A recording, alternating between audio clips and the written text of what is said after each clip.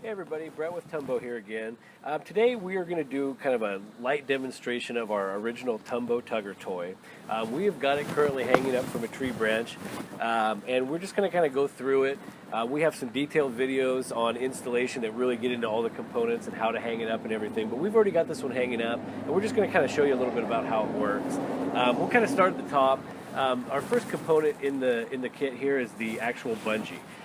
This is what gives the power to the toy and allows it to be bouncing around and tug and go back and forth as far as the dog so they can chase it and whatnot. We've got inner bungee cord with this concealed inside this protective sheath here.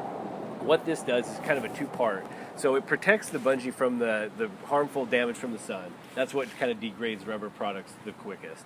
So we've got that UV protection over the top, and it also is a limiter. So it is the outer coating, so that bungee it can stretch really far. This limits that movement so that we don't get breakage of that cord, and it also, so your dog can't tug it so far that it's really going to shoot off with extreme force. So I can do a quick demo of it right here and kind of show you, even at full force, kind of how far it goes. So it gives a good range of play, but it doesn't shoot off, unrealistically far or fast or hard, to cause any damage or be harmful to anything. The next component we have is the actual, what we call the height adjustment rope. All of these pieces are replaceable. And this height adjustment rope allows you to get a range of height. So not all trees are alike, not all connection points are going to be at the perfect ideal height. So we've got this in here, and the toy is adjustable height-wise from about 8 to 13 feet. And this rope is kind of what allows you to do that by different methods of tying it to get different lengths.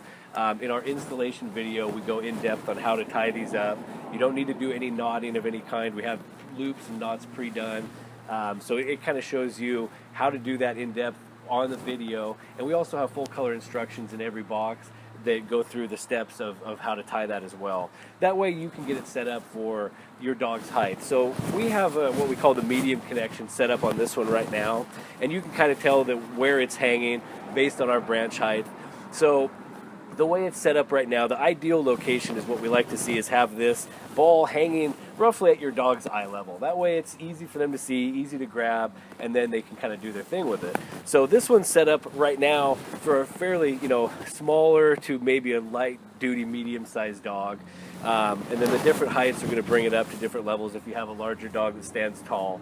The main thing you want to try to set up is to make sure your dog is not able to get up to the bungee portion of this and start chewing and biting on this. Like I said before, all of these parts are replaceable individually from our website, but the bungee is the most expensive part, so we want to keep that away from the dog so they can't jump up and get it. So the bigger dogs, get that hanging up there high enough to where the only damage they are causing is on the wear items, such as the ball knot or even this rope here, basically. So it's easy to replace and inexpensive. That way you can keep years of going as far as your dog's playing without having to replace the whole device.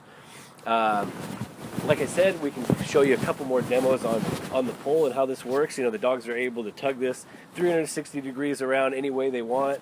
When they release it, it shoots off. They can chase it down again. Tug-of-war is great. They can really tug on this. We've tested it to at least about 300 pounds of breaking strength. So you can really put a lot of force on this. But you also are going to have to be aware of your branch strength. Or whatever connection point you use. So based on your dog's size, if they're really large, 100 pounds plus, and they're really tough and they really like to drag, just make sure your connection points are strong enough to be able to support that force so you don't get any tree damage and breakage and things like that. Other than that, that pretty much concludes the demo here, and we're just going to kind of follow up this video we've had a lot of customers send in videos of their dogs playing with the toy, and we're going to kind of finalize this video, letting you watch some of those so you can get an idea of how it looks when dogs are playing with it. Thanks a lot. Have a great day.